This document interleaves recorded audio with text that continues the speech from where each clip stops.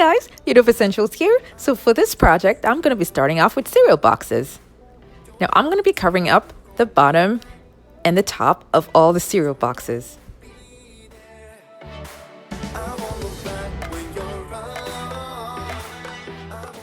For this project, it's really important to have equal sized cereal boxes together.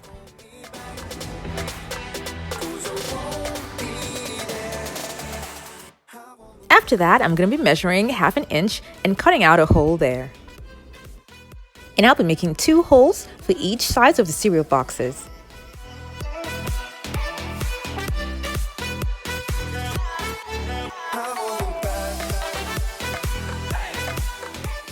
Now, if you're new to my channel, I am super excited to have you here. Now, don't forget to click on the subscribe button and that notification bell so you don't miss out on any of my latest videos.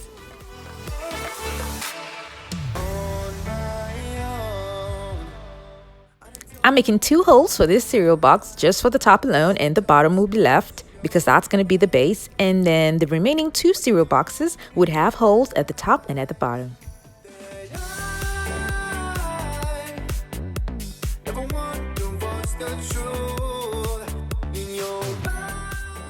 The cereal box is going to be at the base, will be taped at the bottom, which is this one. I taped it at the bottom. So that's going to be at the bottom, like I said.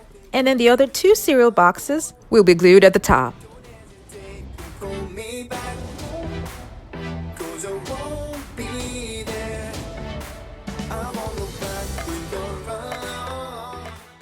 I'm using hot glue just to keep them together while I'm working on the project. Before I forget, the design that I'm working on will only work perfectly well if you're using straight cereal boxes. So if you get a cereal box, you don't have to keep it until it's all squished. You can remove the cereal content and then leave the boxes so that they are straight. Now the sides here are going to be covered with tape, and this is just extra to make sure that they stay together. I did that for both sides, and then this is the top, and then the bottom is sealed. Now I made 2 of these, and this is what's going to be by the sides of the table that I'm making. The points at the sides where all the cereal boxes meet are going to be covered with tape too. These are cereal boxes that I'll be using for the top, and I'm making use of 3, and I'll be closing up the top and the bottom with tape, just like I did for the other one. I used a transparent tape this time around, but it's the same thing. As long as the top and the bottom are closed, then you're fine. So I'm going to go ahead and glue all 3 boxes together. And then after that, I'm going to use tape to secure it properly, just to make sure that they stay in place.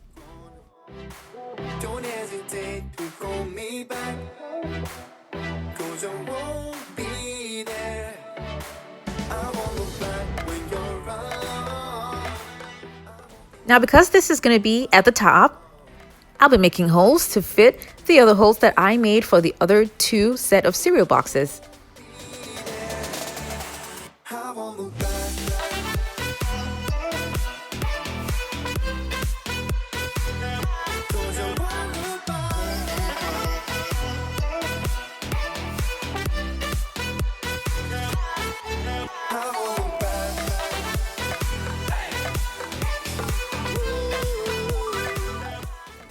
I let the other boxes stand upright, and then the boxes that I just worked on now is going to be on top of it, like this.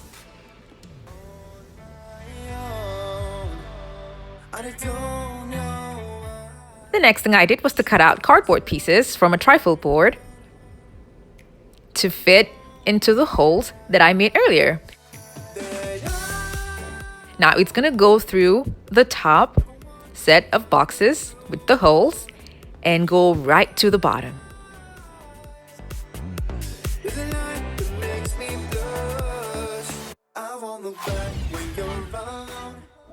The holes I made for each cereal boxes are 0.5 inches wide. So these cutouts is just to make sure that I have exactly 0.5 inches to work with, or something close to it, as I continue with the project. I'll be closing up the points where the top and the bottom boxes meet with duct tape. This is a box of cement that I got from Home Depot and it sets really fast. I took little of the cement and mixed it with water. The consistency is kind of thick, not your usual watery consistency, just because I'm working with cereal boxes and you don't want the cereal boxes to get weak. So it's kind of hard and this gets dry really fast. So I tried my best to pour in the mixture inside the hole and making sure that it gets right to the bottom. I made 2 separate mixtures because it gets dry really fast. And after I was done with 2 holes, I used a stick to just push it in to make sure that the cement is evenly distributed. When I was done with all 4 holes, I covered the top with a very thin mixture of cement. Within 30 minutes, this became really, really hard. This is super strong and I love the way it came out so sturdy. And remember, this thickness is just 0.5 inches on 2 sides because of the partitions that I made in the inside using a trifle board that I had cut out.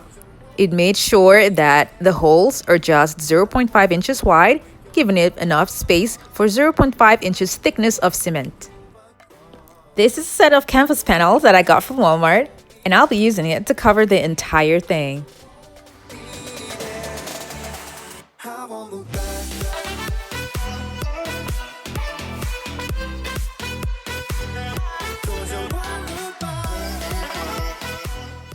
The 2 lower boards at the bottom are overlapping, and then the board at the top here has 2 points that came out because of a mistake that I made trying out something else that I thought I would use for the project.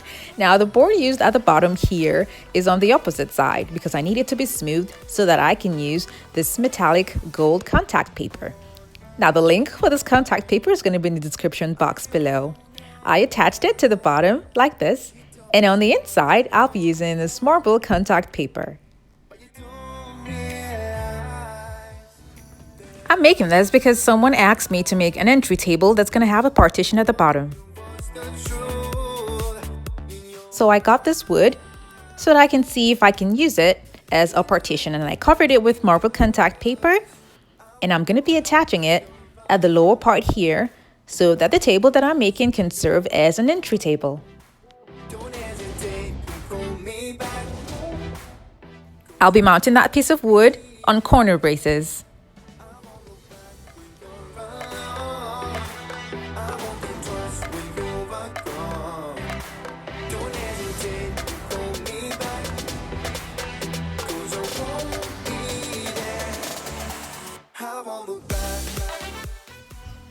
This is how the corner braces look. Now I'm using corner braces because nothing heavy is going to be here, but if you're going to put something heavy on yours, you can use wall brackets. This is a waistband that came in pink and I spray painted it gold. I've had this for a very long time, so what I'm going to be doing now is cutting out the pattern because I'll be using the pattern to decorate the table. So I'm going to cut out the patterns to be straight. And then this is all I got from 2 waistbands. I had to spray paint them again, and when they were dry, I glued them to the front of the table. But I don't know why you hit the road, but you don't realize I won't look back when you're around. In case you're wondering about the weight of the table, it is not heavy at all because the cement was being distributed on 4 points and is just 0.5 inches thick. This is a mirror that I got from the Dollar Tree, and I'm going to be using it for the sides of the table. And I'll be using 3 mirrors for each side. I had some open spaces, so I covered that up with 1-inch mirrors. I will leave the top white for now just to see if I like it. And then if I don't, I can cover it up with mirrors.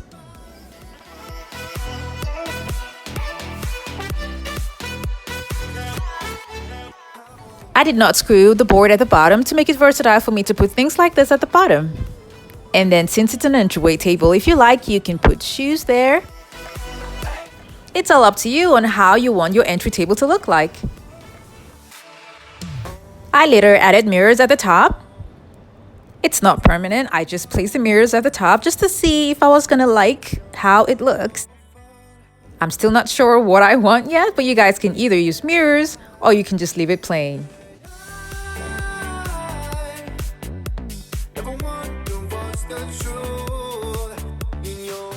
It's nice to know that the main structure for this table was made out of cereal boxes.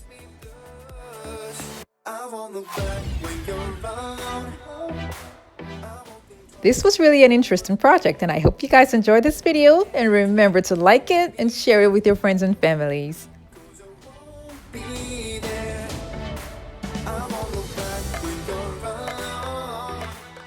Thank you guys so much for watching. Now I have other DIY videos linked in the description box below. Do check them out and don't forget to click on the subscribe button.